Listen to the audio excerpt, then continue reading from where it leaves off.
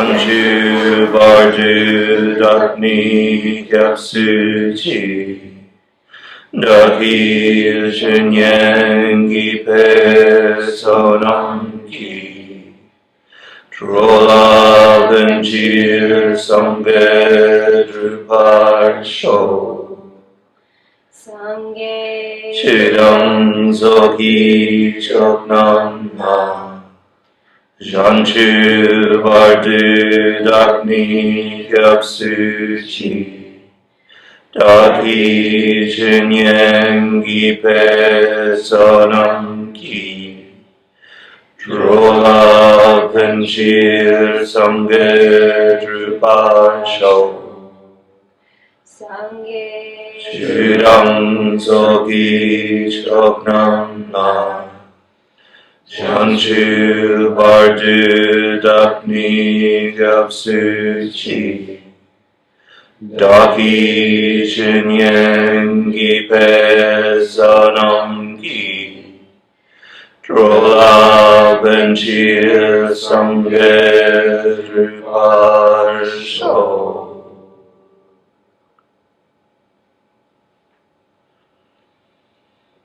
So just catch your motivation for a second and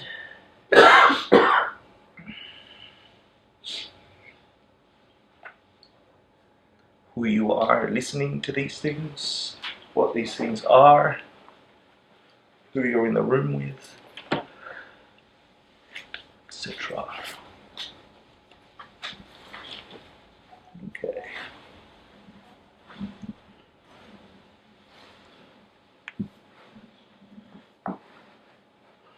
And when you're ready, you can just open your eyes and be present as you can be.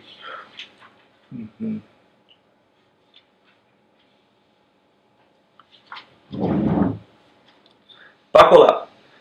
What's a Lojong? It's a mind training tool. It's a mind training tool. A Lojong is, give me definitions of Lojongs. Developing the good heart.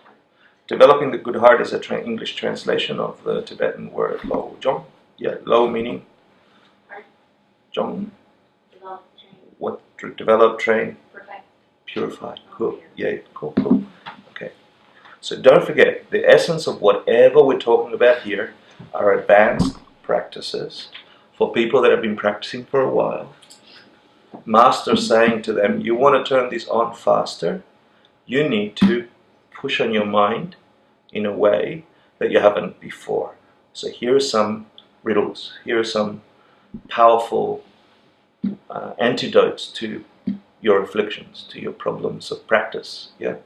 So there's all these codes, and if misunderstood, which many of them have, because some people might read these without context of study or practice, then these things might look weird, and you might waste 20 years of your life trying to meditate on blankness or emptiness or that you don't exist, and these are to be dispelled in these Lojongs if you're going to practice these Lojongs successfully. Does that make sense? Yeah, so in the translation, some smart asses went, oh, I want to be an advanced practitioner. I'm one of those in the past, right? And wants to look for what's the secret. But unless you have context and practice and internalized your understanding of the world and where it comes from, if you don't have two fundamental ideas and three fundamental paths, none of this makes sense, because none of it exists out there independent.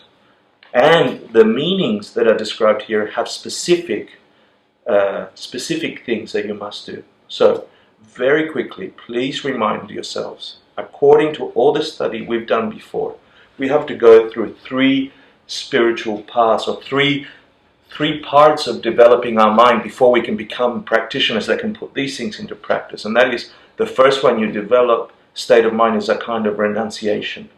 Letting go of an old way of looking at the world. The one that keeps breaking. There's something wrong with the view, the experience, the knowledge that we have about how things function around here. And for that reason, we trip, we fall, and it hurts. So we try another stupid strategy that's got the wrong view about it, predominantly that everything outside of me exists like that, independent from me, in the way that it is. Yeah? So you've got to get sort of sick and tired of tripping until it gives you a fervor for figuring a new thing out. And once you do, you're going to study about karma and emptiness, which are deep knowledges that you gather over time. Yeah, you don't just, someone teaches you something, oh, I've got to think. It's not like that, because it's not in the words. It's in you developing your mind, your view in a specific way. So the first thing you develop is a kind of fed-upness. The second thing you develop is a wish to help yourself and everybody else get out of the tripping cycle, samsara. So you get a wish, I wish I could figure it out, really. Yeah? And not just for yourself, there's something in wishing that for every other moving creature on this planet, past and present and future. Just that view, developing that view that you're not the only person on the planet. Right? That if you hurt, others probably hurt. Yeah? And if you could get out of suffering, why would you keep it to yourself? Right? Like, that's such a turnaround from our impulse already. That state of mind is to be developed within your capacity, and Lojongs are actually there to push you in that view, plus the third. First is renunciation, then is bodhicitta, I want to stop the tripping for me and others. And the third view is the actual lens through which you understand where things come from, causality, and why causality works, karma and emptiness. The view of that there is nothing in your world that has a nature from its own side.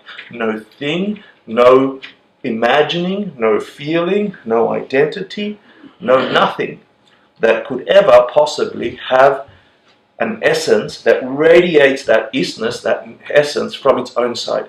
Because if there was anything at all in the universe that has a nature and is radiating out radio waves of I am a flower, I am a cup, then everything that intercepts those things must experience cup, must experience flower. Just exactly the same. And that is not true. We all have independent and very different experiences of things and ideas and existence, and that's why we fight. That's why we have wars. Your view is not my view, meaning you're wrong, I'm right, I punch you. That creates conflict, misunderstanding where the world comes from.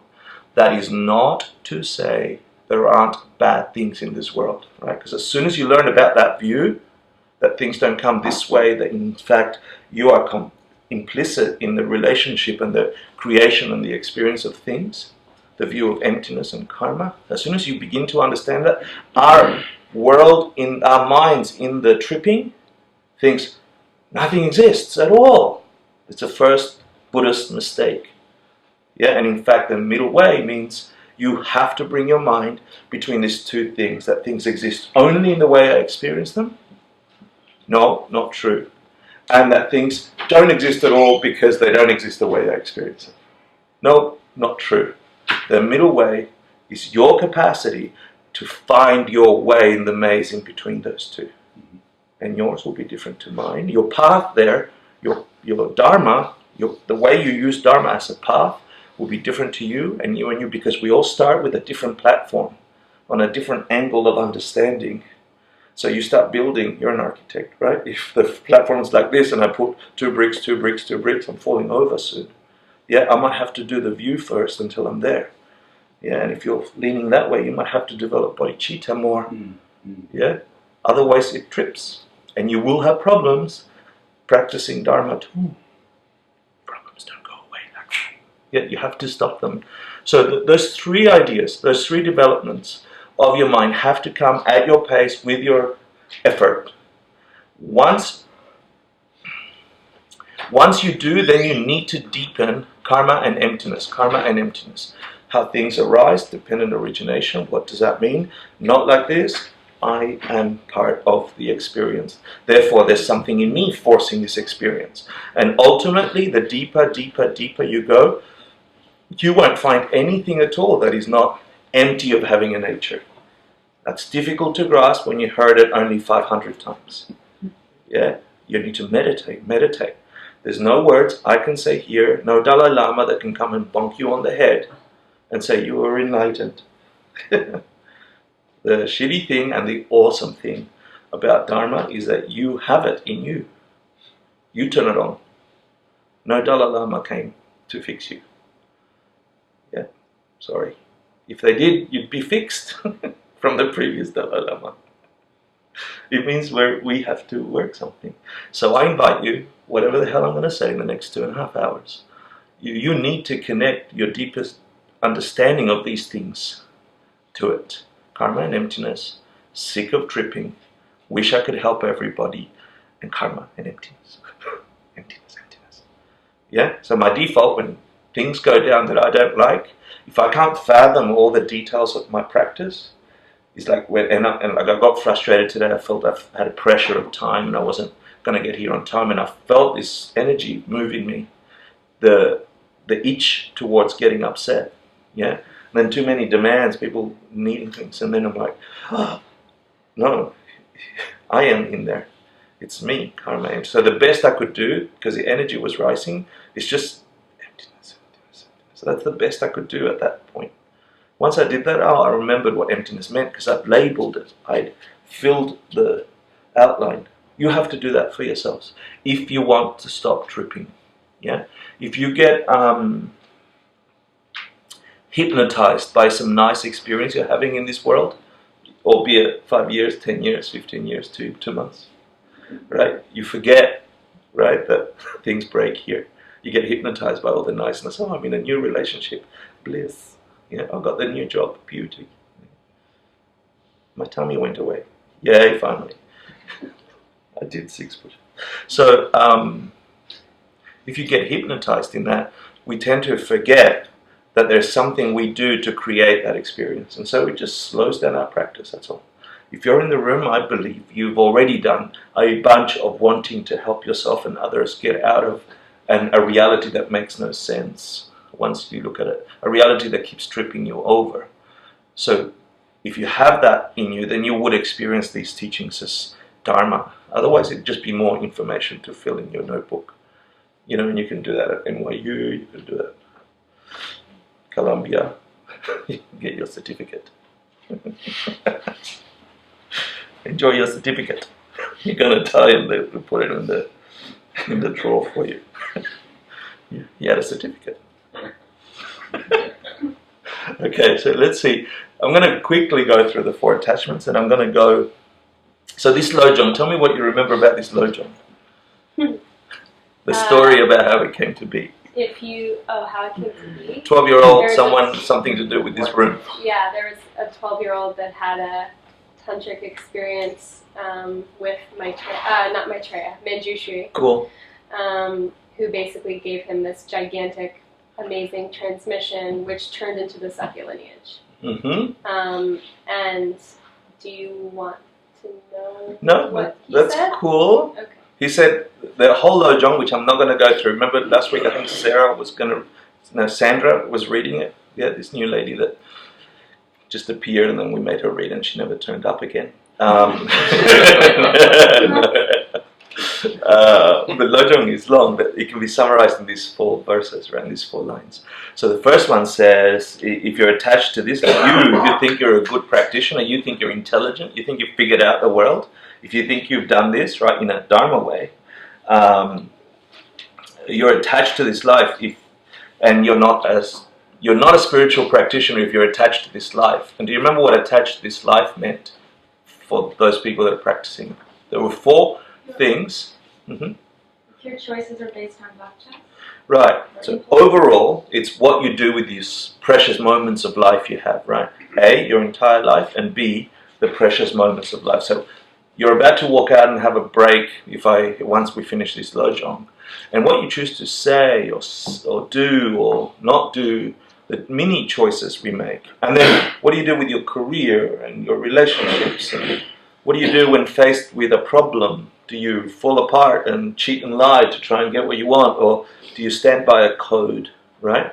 So he's saying, you think you're a Dharma practitioner, you already learned about your code of ethics, your vows, you know what it's like to be a good Buddhist, right? If you want to wake up, you got to do these things. But you're not if you're attached to this life. He's saying it to a 12-year-old, who is the lineage holder of the Sakya lineage. Yeah, his third generation.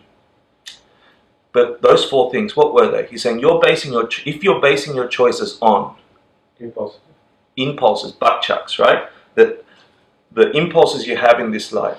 If you think your impulse is a good reason for you to decide, you're attached to this life because you ain't understanding where they came from. Yeah, and it's important for me to say here this. If you're in the room, you're probably a good person. You're not out there murdering anyone or, rape and pillaging countries or whatever, except through your taxes. And you're not like an evil, crazy person walking around Manhattan slashing everyone. So what are they saying to you? What about your good impulses is what I'm getting at. You got the impulse to want to meditate. You got the impulse to want to be kind to each other. What do you mean? I'm not supposed to trust my impulses? Those are also. You have to understand that they're empty and they're forced on you by previous karma. If you don't understand that these impulses aren't self-existent, I am these impulses naturally, by themselves. So if you think that, you're attached to this life. If you think you can just ride these impulses, they're going to expire like everything else expires. They were placed there by your actions towards others. If it's wisdom, you were teaching wisdom. You were giving wisdom. If it's bodhicitta, if it's kindness, you were being kind. They're running out as you use them. You don't think they're going to stay. So if you think, I've got this nice impulse, I'm going to ride this life, I'm such a good Buddhist, you're screwed, he's saying. He's saying, don't think, I'm good, I'm riding now. You're in samsara. The nature of this place is what's the second law of thermodynamics? For every action. Entropy, yeah. Yeah, everything breaks down. Yeah, here, the natural order of things is that whatever starts breaking down. Okay, I'm gonna never get to it. What's the second one? So if you're trusting your decisions on impulses, even if you've got really good ones, you're attached to this life. You better make a decision on something else, right? And this is your understanding of where things come from, karma and emptiness. And once you understand that, you must put in there ethics. Yeah. Why? Ethics. If you understand karma and emptiness. Why ethics? Because it's going to come back to you. Like, however you treat people, and if you treat them without examining your own moral code, then that is, with karma and emptiness, going to be forced on you. So if you know in your heart it's a negative thing, you're going to receive a negative thing. Yeah, so that's the only reason why ethics is important. It's not because someone told you, you should be good, therefore I will. Not good logic in Buddhism. If you understand that every experience you have is forced upon you by what you did in the past, the study of karma, because things don't have a nature of their own, emptiness, then the loaded emotions, the impulses, the intentions behind your every thought and action and speech, those are the things that load up the experience you're having. So then if you want a good experience of the world, you should be pretty good to the world. I mean, it's pretty basic, and that's magnificent. The first time I ever understood why you needed to be good, besides dad said, mum said, doctor said, teacher said, nun said, priest said. Because that's not good enough, because mum said, and then she was a bit naughty sometimes. And dad and priest said, and then I knew he was being a little naughty. Yeah. So it's not good enough for me to tell you you've got to do this. You have to get to an understanding of, if things don't have a nature, I'm forced to have this experience because of something I did in the past. Therefore, all I want to do is goodness. Why? Because I'm going to get a good experience. And I'm going to get a tiny good experience because I'm just doing it to one. What if I did it towards all beings, bodhicitta? Towards all beings I want to be kind. My motivation is always to be kind to everyone. What must I or this mind experience at a later time from everyone? Goodness. Right? So it's It's a beautiful link, and if you get that, then you're home free. Correct attachment meant those two. What else? Feelings. Feelings. If you think, oh, I feel good about this, I don't feel bad. Again, you're not using analysis. You're not grounding yourself on the law of cause and effect. Where do feelings come from? Previous actions. Right, same. They're empty. They don't have a nature of their own. They were caused. Yeah, so if you're having good feelings, fantastic, good, congratulations. You did very nice, but they're running out. Yeah, unless you put wisdom in there and do this blah, blah, blah. Okay. And they call mapa, which means what your mum taught you, what your dad taught you. Yeah, it just means condition, social conditioning. Just because, remember Mrs. Newey, my music teacher who had the movable beauty spot? Yeah, we had a... She was teaching me ethics. She was teaching me how to be good in the world. She lived in the 1950s. She had a whole different view of what that was. If I just went by that, I might not survive, just by that. She didn't understand karma and emptiness. The principle didn't. Yeah. Then I went to university, and then I went and started getting my master's, and then I stopped. But when I was trying to get my master's, guess what all these high-end business executives were telling me I should do if I wanted to have a successful company? Stop on other people. Yeah, they weren't telling me to take care of everybody. They weren't telling me that the best thing I could do for our company is really find out how you could take care of everybody that needs this company. They were using similar words, but it was all loaded with, let's make a profit. Yeah. And then there was these metaphors, which I won't go through. You can find them in the reading. Yeah. So to be a good practitioner, at the end of the day, says once you have an understanding of karma and emptiness, you better tu samgom, which means learn, contemplate, and gom, meditate. So learn this stuff, learn the connections. Why is it? Be inquisitive. Try and break it. Have discussions. Test it. Yeah? Then contemplate on this karma and emptiness, these three principal paths in karma and emptiness. Contemplate, is that true? Could that be an answer different to the way I'm viewing the world? Because it's sort of inside out. It's like flipping your skin inside out, right? Could that be true? Then you've got to figure it out. And the first thing you do is you've got to learn what you've got to figure out. And then you spend some time learning that. Then you contemplate it, meaning you test it to your experience. And then once you do, or as you're doing that, meditate. Because there's nothing more encompassing in your mind than getting to a nice deep state of meditation and getting some insight in relation to these fundamentals that then you bring onto your everyday. And then when anger comes or frustration comes or a goodness comes, you know that how your mind labels that experience because you've seen it in meditation. Hector telling you won't do it for you. Yeah, or other people, or three people telling you exactly what I told you also won't do it for you. It might be a good start, but at some point you got to step in there, and that's the only way you get into dharma to turn on. So the first thing, let me summarize the first: freedom. Freedom from what? Freedom from being attached to this life means you're really just thinking about this life. Yeah, and then guess what? The next freedom talks about getting attached to future lives, right? You think this is it, you're wrong. There's more. Your mind doesn't stop when you die. Yeah. So the first attachment is really saying, "Oh, you're a good dharma practitioner. You're so busy doing successful life, this life, and you think that's it." Then, if you don't have renunciation, which I already talked about, if you don't get this sick and tired of being tripped up, you're attached to samsara. You're attached to these three realms. You think your mind stops when your body stops?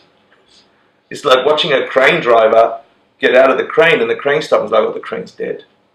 Right? It doesn't mean that the driver is dead. Do you see it? Like they're two different things. Your body will break down. It'll become worm food. And that matter, that material stuff will turn into other stuff. Except your mind, right? Your mind will disappear. No, your mind continues. It's just not Rachel's mind, the way I see it. That's a whole study. ACI 5. No. ACI 4. 4. Death and the Realms. No. 8. Future, 8. For future lives? Proof of Future Lives. is 4. Death and the Realms. ACI 4 and 8. So he's saying you're attached to cycles of being. You think animals are always animals? They're never. So here, what's he mean by the three worlds? He talked about samsara.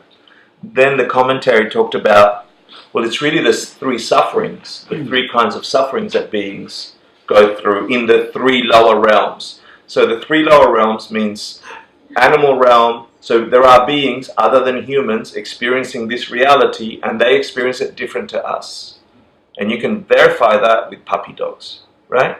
You have complete different impulses towards things, but the things are the same. Chew toy versus pen, yeah? Beautiful flower versus eating food, right? So if the nature is not in the things, there's something in the beings that experience those things, that produce that experience. You think your mind ends and will always be human? Some attachment there. He says, you're attached if you're not sick of the entire system.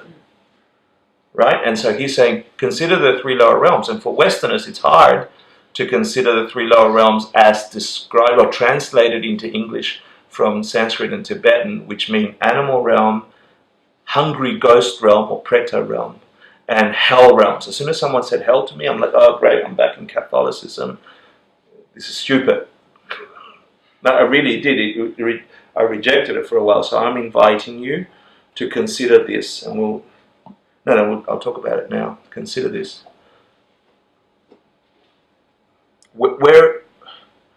Remember I talked about an acme hell? Yeah? What does it mean to be a being that's an animal? What does it mean to be a being that's a human?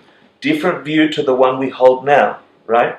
In this system, being a human means we share a common perception that this experience is called flower.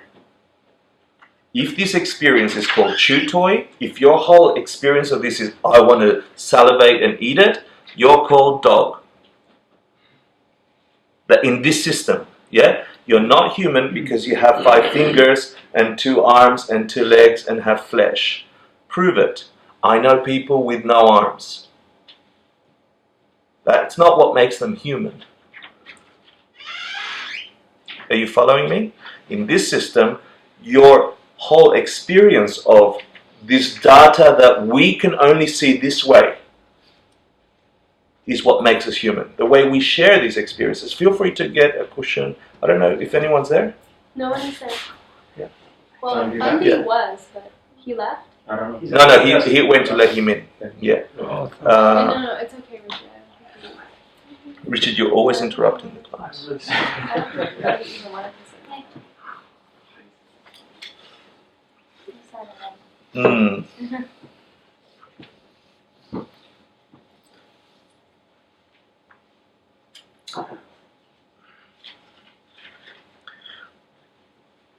If I'm a dog and I'm forced to perceive this as chewable thing, right? I'm not sitting there analyzing it going, oh, that's a nice object. I think I would like to chew. There's a salivation that happens and there's an impulse that doesn't. Remember, I think I did a funny last time. You see a tall woody thing with bushy things and your impulse is to lift the leg, right? We wouldn't have that impulse.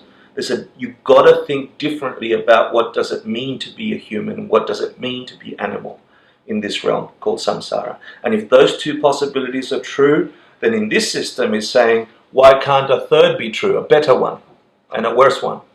And that's all hungry ghosts are. And it's not that you go to Acme, no one dug out a place where ghosts go and hang out, right? Where would hell be, where would hungry ghost realm be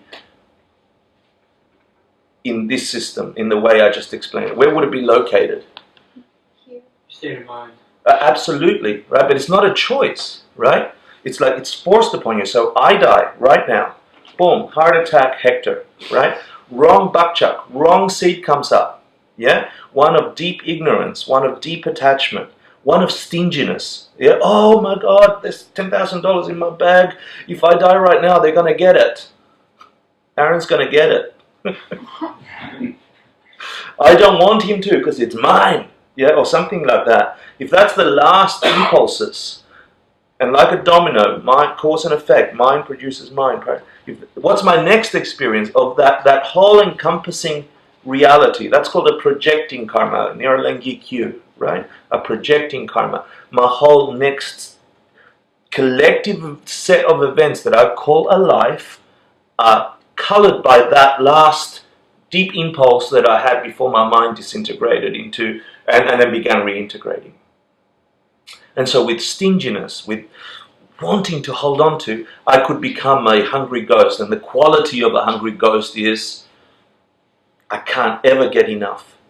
There it is, the food. Oh, and as I get close to the food, it turns to vomit and piss. And yeah? And then, oh, there it is, it's water. And as soon as I get there, it's a mirage and it's dry. It's not that there's water and it's mirage out there. It's that this mind, because it has that quality, is projecting onto data that experience. Why? Because that's what creates my world. Different experience, right? So hell, or hungry ghost realm, would be here for Hector. It's mind. I'm not traveling up or down the ladder underneath Arizona and opening the door, and I'm not, you know? And I'll show you where that comes from in a second. There's a sutra by Upali, I think. So you need renunciation to not have attachment to the three realms. Are we good there? Attachment 1 is attached to this life. Even if you're a good practitioner, don't trust your impulses. Understand karma and emptiness. Attachment 2, you think you're safe? No. Minds continue. Yeah, the whole cycle continues. You need to break something bigger here. Yeah, because things continue here. And you're trapped in samsara, cause and effect, in a broken way if you don't realize an ultimate understanding of where things come from. And the reasoning for that we get in the commentary comes from the sutra requested by Upali, where the summary is the world. This is the Buddha speaking, right? The whole world is a projection that comes only from your projections. This is the summary, right? And remember that whole experience that I just went through could just take 3 minutes. You're not packing your body and grabbing your mind, putting a suitcase and walking over and going, knock, knock, can I come into hell? Right? Now, those things might have come from beings having experiences where they got to connect to these realms and so on and then talked about it in a way that humans can understand. And you've got to be open to that possibility. But then as soon as you place something from that other understanding, another realm, right, and you place it in this realm, what context do we have? This realm. So we're only ever going to, dogmatize whatever information we get from Dharma if we don't shift view. How do you do that? Practice. Here is the sutra. I thought I'd share it with you. So if anybody asks you, why does this Gelugpa system, the Majjhimika Prasangika, why are they so insistent that dependent origination means dependent on your projections, right? Because there's 3 different schools of viewing what dependent origination is, i.e. where stuff comes from. Every Buddhist school agrees things are empty. Every Buddhist school agrees things come into being because of dependent origination.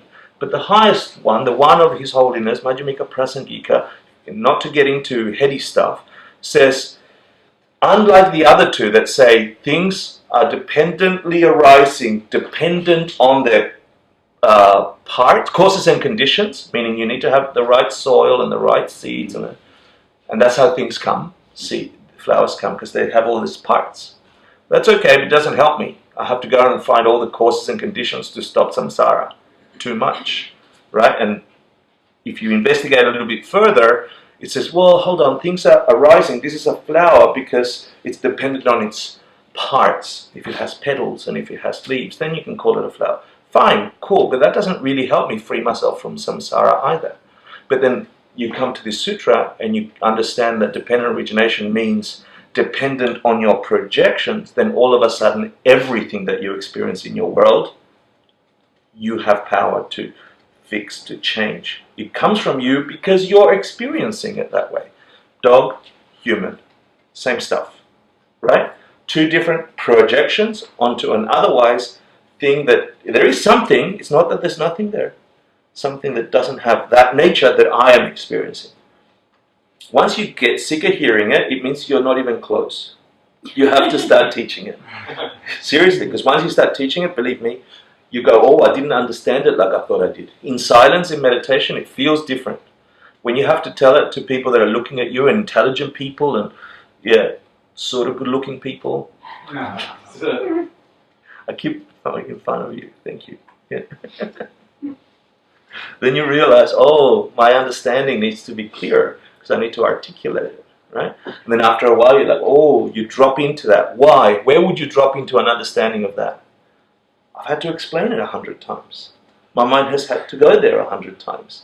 All of a sudden, my meditations on emptiness seem to have a life that they didn't have before. Magic! There must be my meditation. It's in my meditation room. It's in my cushion. If you want a better understanding of emptiness, you should come to my house and meditate on my cushion.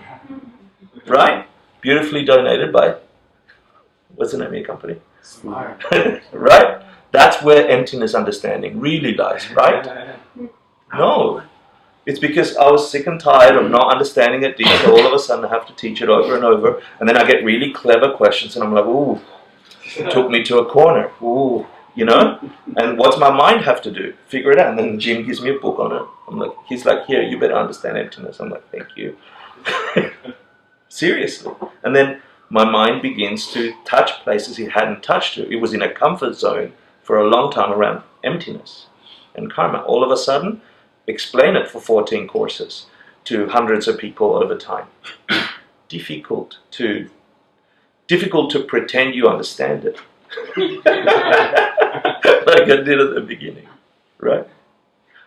So then what must my mind, if that's the seeds I'm planting, that's the implant, that's the seeds that I'm planting in my mind, all of a sudden I approach the subject of karma and emptiness. Where is all that information going to come from? My mind.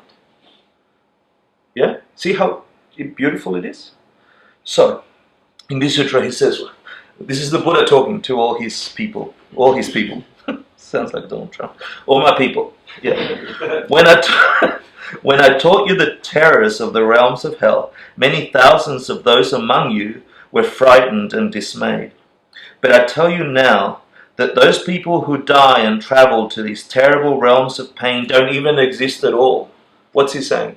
They don't exist in the way that you think. They don't exist out there, acme hell, self-existently, separate to your projections. That's what he's saying. You get that, right? Cool. Then he says, there is no one to hurt you, no one to cut you with sword, no one that thrusts a spear through your body. Everything that you see happening to you within these realms of terror is only a projection. There is no instruments of pain there. And now he's talking about the higher realms. Flowers, blossoms in rainbows of pleasing, elegant blooms, mighty structures crafted of pure gold, steal your heart away. But there too, no one ever came and stopped to do construction. All of these were also built by the single act of projection. The whole world is but a creation that comes from your projections. So he's saying, there's going to be excellent states of being beyond human. They're possible. There's crappier ones. They're possible. You're still locked in misconception. They will end. They will end. And they will end. Why? Because it's your projection. So if anybody ever asks you, what I understood emptiness to be blackness and nothingness. That's not what the Buddha said. Okay? So that's freedom from one, which is your life. Freedom from two, which is you're attached to samsara, this cycle. Now let's go deeper. Okay? This is freedom of self. If you have no bodhicitta. What would he mean there?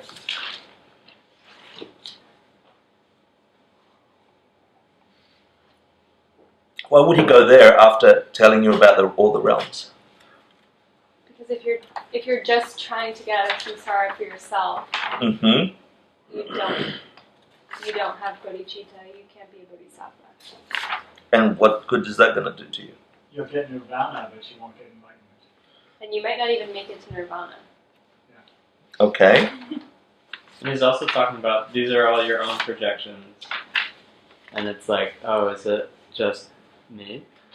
Yeah, that's right. So he's also removing you from the sense that everybody here doesn't exist at all.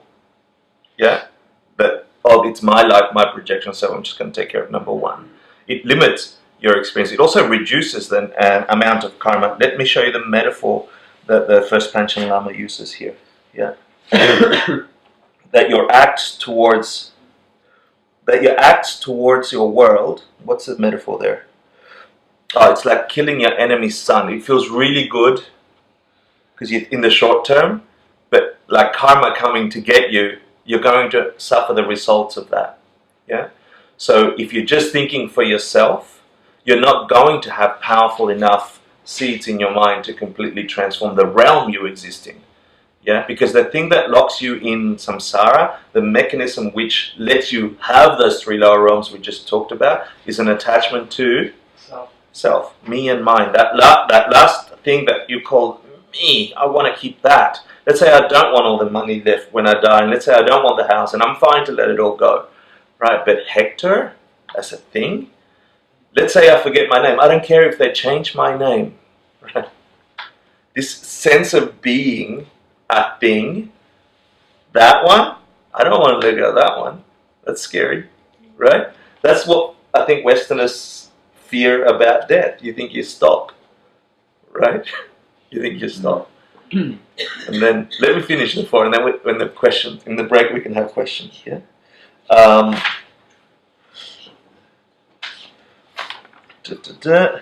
So that's okay, right? You got that? Number one, life. Number two, samsara. Number three, more subtle. What do you think number four is going to be? Huh? Emptiness of emptiness. Cool. Emptiness of emptiness. Cool. Nice. So let's see what it is. Hold on. That's right. In the text, there was this thing about the mystic power. So this mystic machine or something. Why does thinking bodhicitta versus self really get you to enlightenment? Really? Is it because it's training you to put your mind on the interests of others, which is then detaching you from your self-interest? Cool. In a practical way, yeah. So, like when we talk about a Buddha's experience of being a Buddha, they're doing good deeds at such an alarming rate that they can't help but be a Buddha. Like the karma, karmas, but karmas are like they continue for eternity because there's so much goodness. Yeah. So would the mystic power be like committing such an extraordinary act of goodness, like launching you into a higher... That's a very nice way of talking about it. Why is this act extraordinary? What is the extraordinary act that we're taught in Lojong? Not the right word, but the exchange of yourself and others. Not thinking only for yourself. Making sure everyone gets the advantage taken care of, right? And ultimately, do you remember power practice? Mm-hmm. Which was, at that point, you die, right? You're dead, you're gone. What's the ultimate Tonglen practice you can do then? Power. You take that great, unique pain and you turn that into removing the great pain of all living beings. Right? At all times. How counterintuitive is that for an idiot that lives in samsara, right? Who perpetuates samsara unwittingly. Right? It's so radical, it's so much like you described, that if every action has an equal and opposite reaction, if that's going to have a result, first of all, the object towards you do it with is the entire realm of samsara. Right? So you're doing it in your mind towards every single being ever.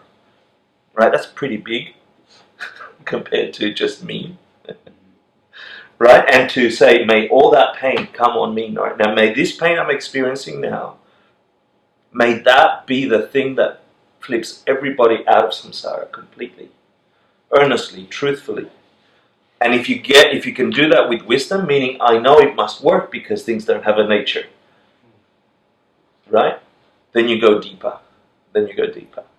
So that's the mystic machine or the mystic power, he says. That's kind of the same flavor that Angry Boss, the one who pushes your buttons, and that's the wish-fulfilling jewel. Perfect. Because how it allows you to practice. How sweet. Beautiful. The thing that scared you the most. Right? The thing that frightened you the most, you just killed it through going upside down, turning it inside out, going completely against that selfish impulse of just me. Oh, I'm dying. I want to continue as Hector. Number one, fact, not going to happen, right? So why like stress about it? No, seriously, it ain't gonna, I'm not going to reconstitute. Yeah. So it's a wasted effort. I mean, I don't mean to make light of death because it's painful. There's bad things in there, right? But they don't exist out there, separate to you. Yeah. And so for some that have planted just the right seeds, the movement of your mind, if you have habituated enough understanding of karma and emptiness, you would experience this disintegration, this, oh my goodness, it's happening, as a bliss. You could experience that as a bliss. It doesn't have a nature, right? And then there are practices for that. We're going to meet one later. So if in the homeworks later on next week, we get to, not this week, we get to ask about mystic power. You know what the mystic power is. So the last one was grasping to. Oh, there is grasping, full stop, if you do not have the view. So grasping to what? Ultimately. Inherent existence. To things existing the way they appear. Self-existence. Yeah, which summarized in translation was always the self, right? Grasping to self. But it means self-existence. It doesn't mean me, the self. The self exists. Hector as a being exists. It only exists independent on our communal projections. My own uniqueness comes from my own projections. Your experience of Hector comes from your projections. All together, we can call me Hector. Yeah? But I bet you your Hector ain't my Hector. Yeah? Bet your mine's worse. Okay. Which means, so remember I started the class by saying, when you get that sense that things are hurting you, like I got frustrated, I began to get frustrated, right, irritated, and I could see the problem coming up. All I could do is think of the view. The view is code for, emptiness. Remember that things are empty. They don't come this way, they are blank, therefore I am projecting this experience. That means the power of the projection is in you. They were there because I caused them. I did that to others in the past. Are we good? Yeah. So the view, if I can't think, if I can't feel, if I can't make a fast decision, all Hector's going to do is say emptiness, emptiness, emptiness, emptiness, emptiness, emptiness. And I've loaded the word emptiness to mean all these things. So hopefully the loading comes with the word. If that's the best I could do. If I can analyze it, good. So let me share from Pabonka Rinpoche. I think I tried to do this last week. This is a deeper way if you've got a chance to think of it. And this will place you in that ping-pong in between the two extremes, right? So it says nothing exists naturally, but it's not that nothing exists at all. Nothing exists naturally, meaning from its own side. But it's not that nothing exists at all. All of a sudden you're screwed, right? Because you have to float in between. And then the positive way is everything exists merely by convention, but we call this flower. We share that karma. But everything exists without existing naturally, that way, alone. Again, you're pitched into, that uncomfortable middle way. And you're not going to see it if you are looking at it through the lenses of samsara. You have to be pushing your mind to see something else. So if you've got time, unlike me today, that all I could do was go emptiness, emptiness, emptiness, go, this doesn't exist naturally. It doesn't mean it doesn't exist. It doesn't mean I'm not suffering. It doesn't mean I'm not frustrated. I am frustrated. I'm about to get angry. See, it's not that it doesn't exist. It was existing. I nearly punched somebody in the face over the phone. Yeah? So it wasn't that it doesn't exist. Yeah, it exists. So it's not negating your experience. On the contrary, it's saying find the root cause of your experience. Are you with me? Cool. So here it is for you to remember. If you want to memorize anything, memorize this. Yeah, if you're attached to this life, you're not a practitioner. If you're attached to samsara, you've got no renunciation. If you're attached to your self-interests, you're not a bodhisattva, you have no bodhicitta. And if you're attached, full stop, then you've lost your view. Yeah? What a beautiful leveling deeper and deeper into practice. And if you've studied these things, You can keep that Lojong and pull it out every now and then, and it's got depth and depth because you've studied those meanings. Yeah. So at the end of the day, it's telling you you've got to make your decisions on something other than your impulses and etc. If you want to shift realms, meaning you probably have a nice, comfortable experience in this life, right? You get to eat, some of us more than you. You get to have relationships. You get to struggle with luxury problems. Yeah. How do I make my life in New York a little better? Mm-hmm. You know, rent is so high. You know, like it's luxury problems, guys and girls. Sorry. We're going to Nepal this week. I'm going on Friday, right? Some of us are coming straight after. You want to see poverty? Poverty causes unhappiness, right? Wrong. Some of the happiest people we met are in Nepal without a house. They look at you and we got worried about my iPhone and my hair. Like, oh, we're here to help you.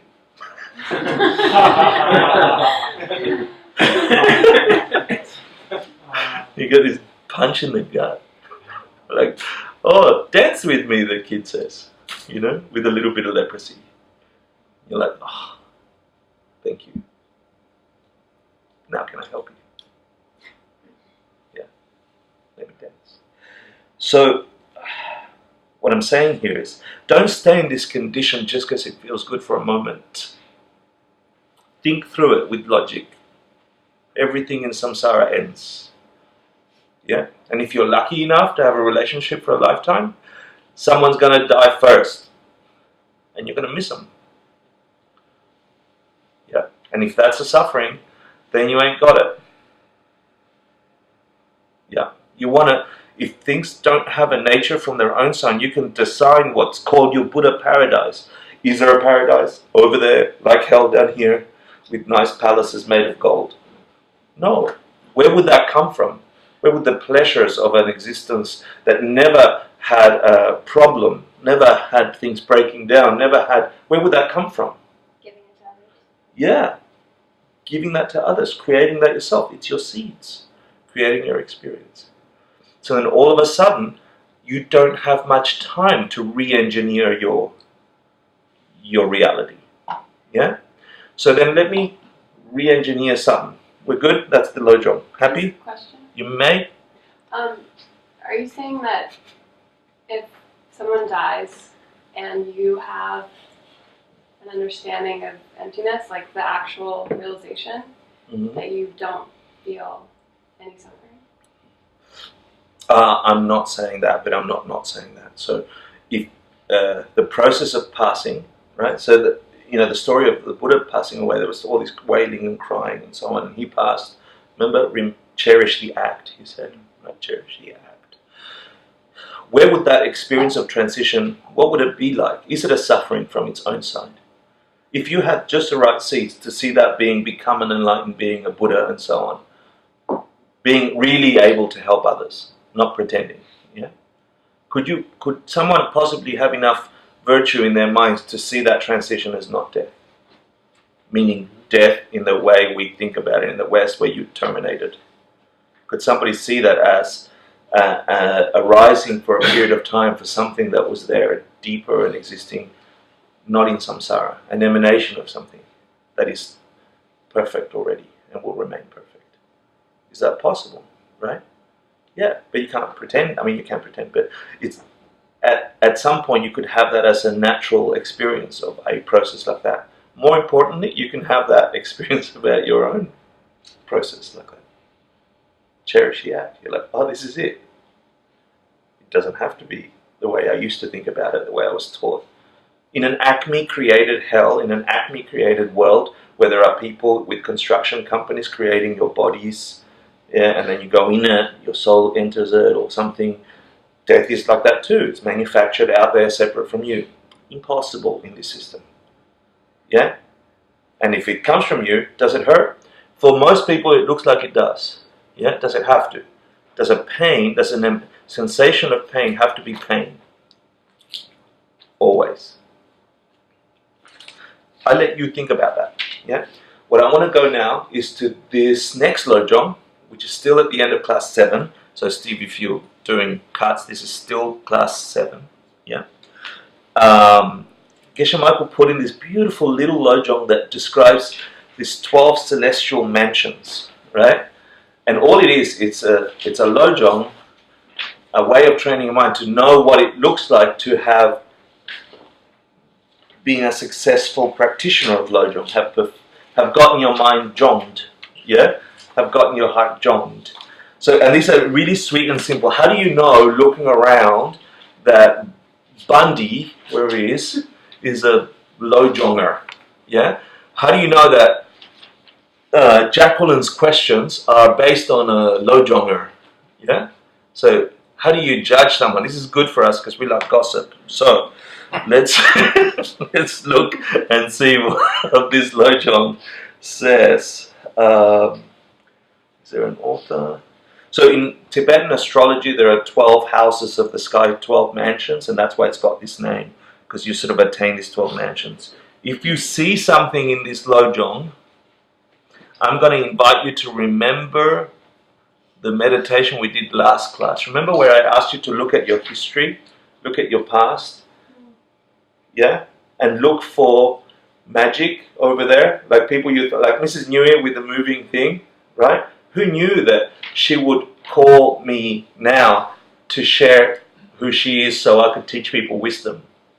She made such an impact on me in some way that it has some connection to wisdom for me, Mrs. New Year. She helped me listen and learn music. Wow. Yeah, like she also was a 1950s lady, so she was a normal person, bit of a pain, but then all of a sudden, she's changing some. My dad, abusive, terrible, self-centered, but towards the end of his life, a little bit secret teller, yeah? In my meditations, memory of exactly the same words. He said that I hated when I was 5, and I was bored when I was 15, also deeply meaningful when I'm 50. Same words, right? So this is called spiritual revisualism, right? Where you could have an experience of your memories, experience of your past, that would appear as deeper than what they did before. Does that mean my dad was a Buddha then? Maybe, right? But why would I have that experience now? Something purified in my mind, something Lojonged. So I could see the same stuff that I saw as normal in my past as having some significance that I never saw before, because my mind is seeing it that way now. So what changed? The lens.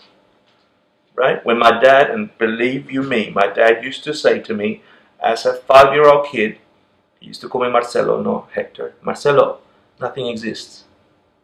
Everything is empty. Not kidding. Not kidding. Right? But he meant it in a different way. It means, it doesn't matter, let's steal these bricks.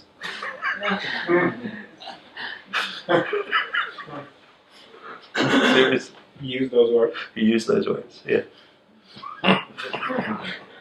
Right? So who is he? So then later in my 30s, in my late 20s, I meet Dharma. And this crazy, weird looking monk is saying, consider emptiness. And my mind goes, what? Weird book. Why that for me? So then I look at my past and all of a sudden it has a little shiny diamond there. So I invite you to think about that as we read these. And if you see it, shut up.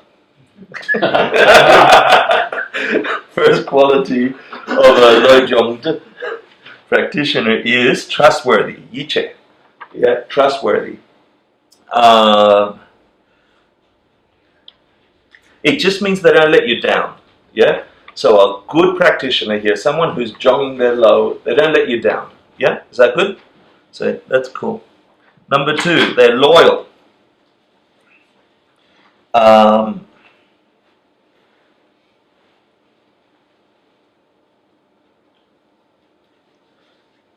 Meaning, what's loyal? What do you think of when I say loyal? Devoted. Yeah, so they have some kind of devotion towards other students, or yeah, in this sense, it's here in the classroom, so devoted, yeah. They have this like feeling of thank you or gratitude. Milak rock, yeah, is that right?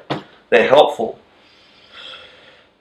in a meaningful way. Okay, so there's a way of being helpful if you're a Dharma practitioner, which is, I'm thinking of all of you in class today, so I'm sipping my latte, I'm having a thing, and then someone calls me and says, I actually need your help. And I'm like, I'm too busy for you, because I'm thinking about how to help you. Right? There's meaningful help, and there's self-serving help. We all do this one, right? So what I'm saying is, beings around you that you probably don't realize, the quiet ones usually, right, are walking around being helpful, yeah, milarok, towards those of you in your team or in your world and so on. In the Dharma sense, it's the people jumping up first to help. It's actually the ones, the doorbell rang, right?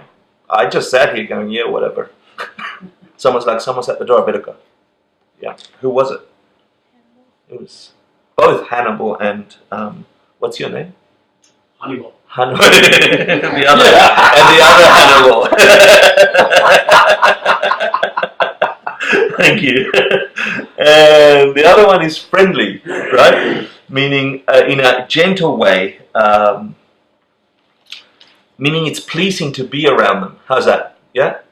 Anyone see anything yet? Not yet. You see anything? Not yet. Courteous, meaning sensitive to others in this sense. Kind, I think, is the next one. They have a kind of natural kindness where they're at your service. They want to help. Yeah? In that kind of way, kind, meaning they want to deliver. Is this the... Oh, we're not supposed to say anything?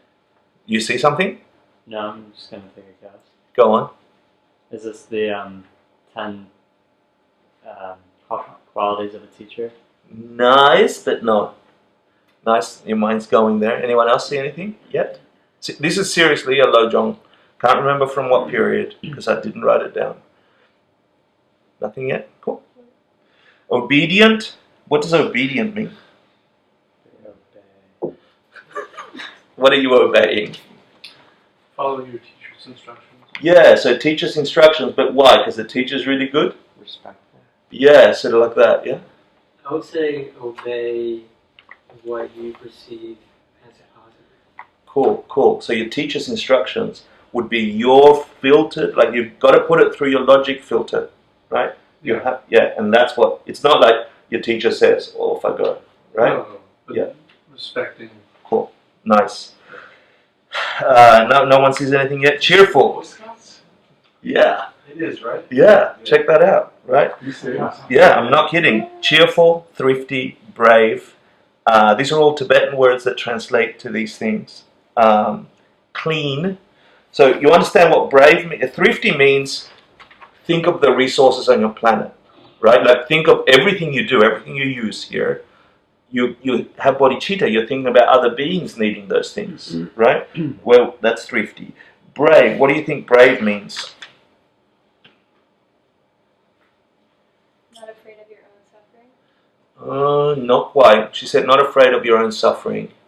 Like stubborn, like you know what you have to do, you're going to do it. And you're Great, so here it is, right? So you're practicing a worldview, is that right? It's counterintuitive to the world you're in. Yeah?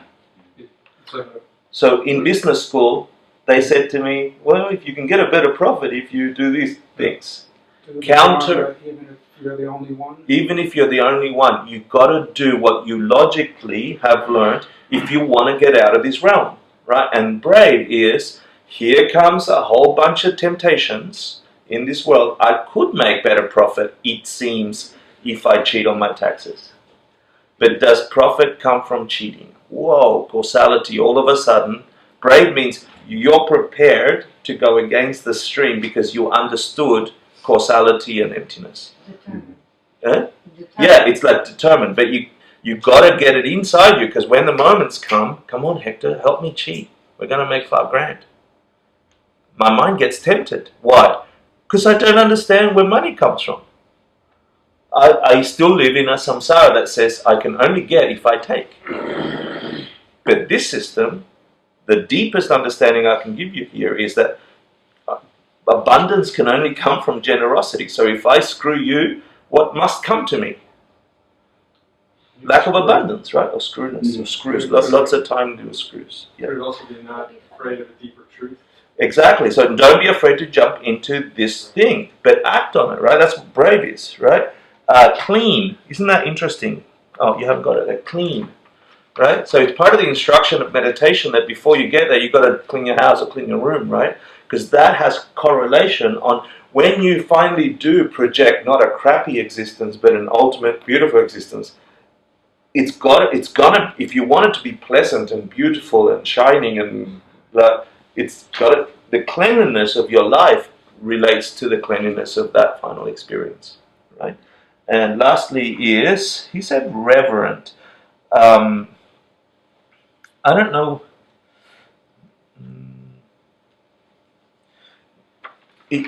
What do you think of when the word reverent? Because English is my second language. What do you think?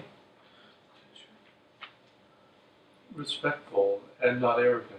Reverent. But revere. It's almost to make it more holy. Preciousness. Aware of power. Cool. I like all those. It refers to your every moment of every day is viewed as a dharma activity, right? So you have this reverence for the opportunities you have. Do you want the Yeah, yeah. Feeling or showing deep and solemn respect. Yeah, awesome. So every activity you're doing, you perceive as dharma. Yeah, and sure enough, why would I don't know when the code for the Boy Scouts became that, right? But it must have been weird for Geshe Michael translating this Lojong and going, what? Was he a Boy Scout? I don't know, but I mean, he lived in Arizona and he's American. So I think all you Americans know about Boy Scout code. Did you know?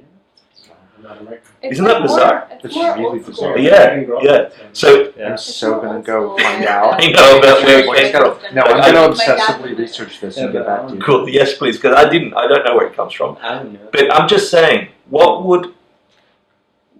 imagine being a Tibetan translator going, what the?